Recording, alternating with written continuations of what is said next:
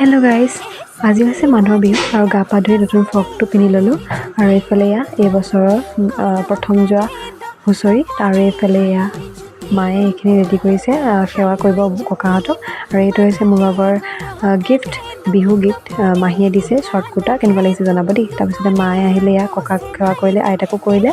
আৰু তাৰপিছত আহিলে মুনুবাহঁতৰ ঘৰলৈ, মুনুবাহঁতৰ ককা আৰু আইতাক সেৱা কৰিবলৈ আহিছে। এইফালে এয়া ককাক কৰি আছে আৰু এয়া আইতাক কৰি আছে।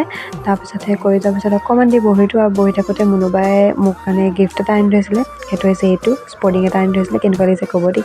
তো এইটো ছেকেণ্ড গিফ্ট। আৰু তাৰপিছতে ঘৰলৈ আহি জলপান খালোঁ পূৰা ক্ৰীম লৈ পেলাই। তাৰপিছত সন্ধিয়া লগা ওলালোঁ হুঁচৰি গাবলৈ। আৰু এইফালে ইয়াত জানমণি মাহী, খুৰী আৰু আমাৰ পুতলা ওলাই মেলি ৰেডি। আৰু এইফালে আমি আহিলোঁ হুঁচৰি গাবলৈ বুলি মাহঁতৰ লগত। চ' ভাবিলোঁ আপোনালোককো অকণমান দেখাওঁ।